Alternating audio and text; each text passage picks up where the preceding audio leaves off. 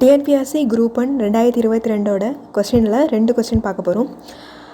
முதல் கேள்வி, பீனாலை விட வலிமை மிகு மற்றும் அதே எலக்ட்ரான் கவர்திறன் கொண்ட தொகுதிகள் பெற்றுள்ள அமிலம் எது? பீனாலை விட வலிமை மிகு மற்றும் அதே எலக்ட்ரான் கவர்திறன் இருக்கக்கூடிய தொகுதிகள் பெற்றிருக்கக்கூடிய அமிலம் பிக்ரிக் அமிலம் அப்படிங்கிறது தான் ஆன்சர்.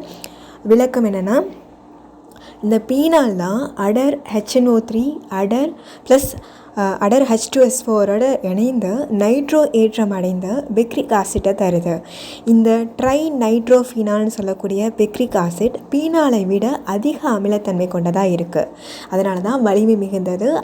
அதே எலக்ட்ரான் கவர்திறன் இருக்கக்கூடிய தொகுதிகள் இருக்கக்கூடிய அமிலம் பிக்ரிக் ஆசிட் அப்படிங்கிறத தெரிஞ்சுக்கோங்க. அடுத்த கேள்வி, அரசியல் வரலாற்றினை கற்பதில் மிக முக்கியமானதாக கருதப்படும் ஒன்று. அறிவியல் வரலாற்றினை கற்பதில் மிக முக்கியமானதாக கருதப்படும் ஒன்று தத்துவத்துடன் இணைப்பு அப்படிங்கிறது தான். ஏன் அப்படின்னு சொல்லிட்டு பார்த்துடலாம். தத்துவம் அப்படிங்கிறது ஒரு சிந்தனை தான். அந்த அறிவியல் அப்படிங்கிறது சிந்தனையோட விளைபொருள் தான். அதனால தான் ரெண்டுத்தையும் இணைச்சி நம்ம தெரிஞ்சுக்கிறோம். திரும்ப கொஸ்டின் சொல்கிறேன். அறிவியல் வரலாற்றை தெரிஞ்சுக்கிறதுல ரொம்ப முக்கியமானதாக கருதப்படக்கூடிய ஒன்று அதை தத்துவத்தோடு இணைச்சி பார்க்கணும் அப்படிங்கிறது தான். ஸோ இதை பற்றி the structure of scientific revolution அப்படிங்கிற நூலில் அறிவியலோட வரலாறு அப்படிங்கிறது தத்துவத்தோடு எப்படி இணையுது அப்படிங்கிறத தாமஸ் கூன் அப்படிங்கிறவர் விளக்கி சொல்லியிருக்காரு.